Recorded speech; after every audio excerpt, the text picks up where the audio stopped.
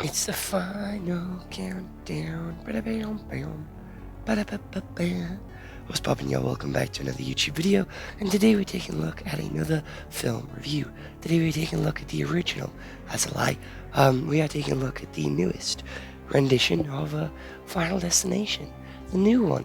Yes, this has been a long time coming, because this Halloween we've taken a look at all the Saw movies, we've taken a look at all the Scream movies, and now we're taking a look at all the Final Destination movies, and we are finally at the newest and the final one in the franchise. And I'm gonna be honest, I really did enjoy this one. I think this one is like very top tier. So without any further delay, let's hop, skip, and jump over to what Google has to say to give us a little bit more information on this movie before we get into this main story and then my thoughts and opinions on it. So this movie did come out in 2025. It is roughly around 1 hour and 49 minutes. Has a 7 out of 10 on IMDb and 92% on Rotten Tomatoes and a 3.3 out of 5 on Letterboxd. Plagued by a violent and reoccurring nightmare, a college student heads home to track down the one person who might be able to break the cycle of death and save her family from the grisly demise that inevitably awaits them all. So how this story actually starts is, again, we get to see the opening death. The opening scene where shit starts to happen, and we see this blonde lady getting proposed to at the top of this tower. We see a kid throwing pennies, we see her get stabbed by a rose, and then the whole thing starts to collapse. The floor starts breaking, too many people, it's too heavy at the top, and it all collapses and everybody in that building dies. However, when it goes back to the start, we don't actually follow that same blonde lady. We follow someone completely different, and they're in college, and it is many, many years later, and that thing never actually happened. So she goes back home to ask her dad, and basically where's her grandma on the mum's side, and he's like, don't go and looking for her, she's not a good person, she is way too overprotective. So that's where we get to see where all this is coming from. So she had got a whole plan, and the granddad, or the uncle, gets killed by a lawnmower, which is a bit we saw in the trailer, and then she goes to see the grandma to be like, yo, what the fuck, and the grandma explains, the grandma dies, and then they all start getting picked off one by one. And she tries to explain it all to them. None of them believe her until the sister gets her head crushed. The dude almost dies in his shop. Then it's now the brother's turn, and they obviously do the plan where if they try and kill them to bring them back, then they won't die, because death then will skip them, and technically they have already died. And that doesn't really work, because him and his brother both die in the MRI room, which is really fucking scary. We then continue to the final three, and with this final three, one of them gets crushed, one of them drowns, the other one saves the other one, so technically they're alive, and technically they don't have anything wrong, and they can continue about their day. The kid then goes to prom, and they get crushed by a giant log truck. Pretty good movie, pretty basic run through, but there is more details and more stuff in the film, obviously, that I cannot cover in a 12-minute video, because again, it is basically a 2-hour film. However, the deaths in this movie were very crush heavy.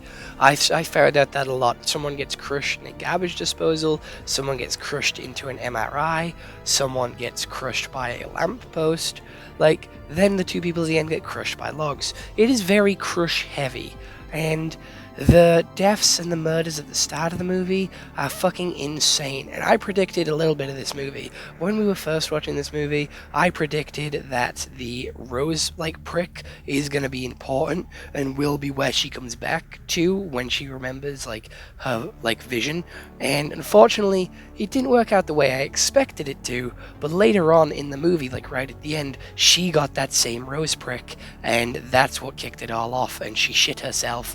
And I was correct, just not in the way that I thought.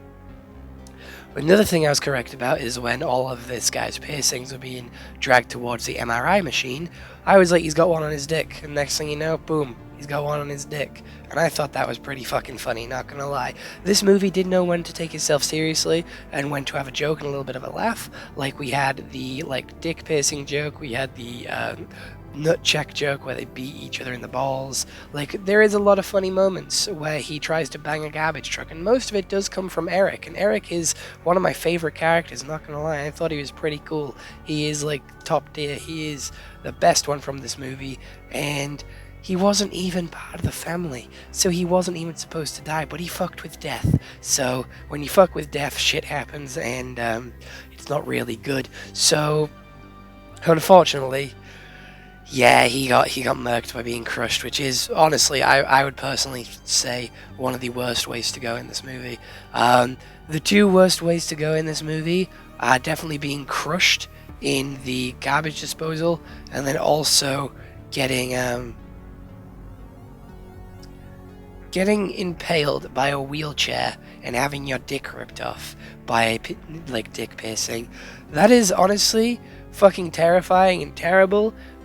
And I don't want that shit to ever happen to me, because that shit is vile, that shit's disgusting. The blood and the gore is very, very well, like, CGI and animated. It is really good, and the story is actually pretty interesting, because we have the main girl being able to work out, like, how shit happens and, like, see death before it occurs.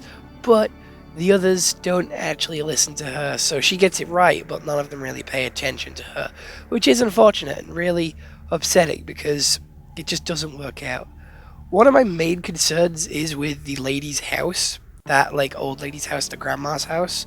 Why the fuck is there so many spikes, pillars, and shit that can kill you outside that house? I know she's, like, grown, like, a sixth sense to, like, locate death, but that's still fucking wild. One step out the house and you're fucked because there's so many spikes. If you were being hunted by death, you wouldn't want to live around a load of spikes and a load of, like, broken down trees and shit like that. That's scary. That's insane. I don't get why you'd want to do that. That just seems really stupid and really, really not in your best interest.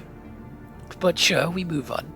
I don't really have any criticisms for this movie. I really enjoyed the the action of, like, them trying to work out how to survive. I enjoyed the mystery.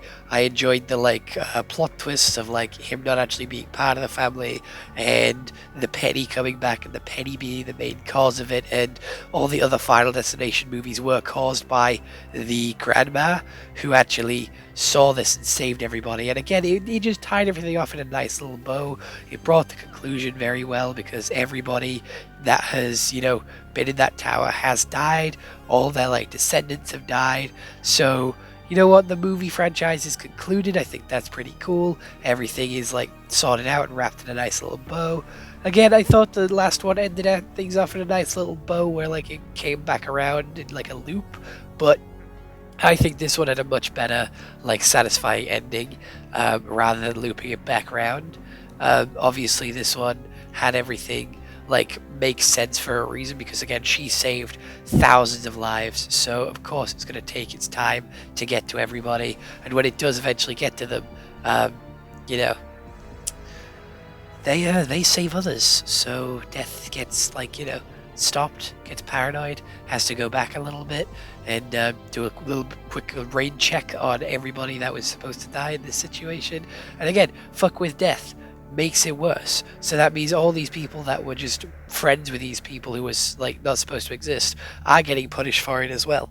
And again, I like that because it stays true to the rules that Final Destination sets. It stays true to the, like, murders, to the, like specifics that the other movies have, like, gone by. And I just thought it was really cool. Again, a very nice, satisfying conclusion to the franchise. A lot of blood, a lot of gore, and a lot of funny moments. I very much enjoyed it. I was hyped all the way through this movie, and there was so much, like, disgusting, like, body horror where, like, skin was getting ripped off and shit was falling off, and they were having, like, their face crushed. It was really good. I enjoyed it.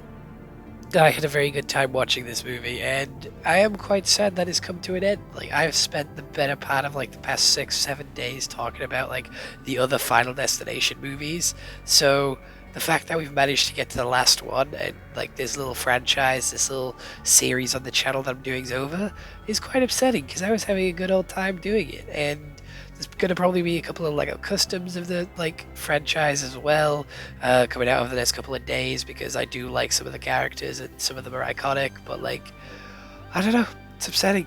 It's upsetting. We've come to an end. It's the end of an era of the Final Destination movies, and I don't really have much else to say.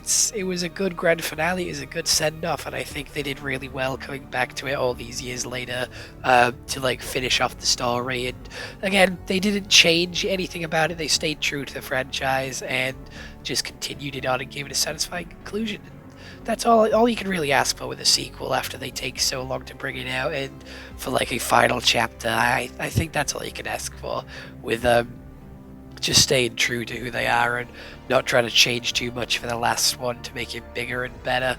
And all the stuff that they did do, I think, worked really well and brought it all together as a nice little bow, nice little cherry on top of the franchise. And yeah, it was gruesome, it was grim, and I enjoyed every little bit of it. It got me like pretty hyped. I'm gonna be honest, like to try and guess how they were gonna die, or to like know that they were gonna die, but they don't know they were gonna die. So it builds a lot of tense and suspense, which like gets exciting and gets you on the edge of your seat.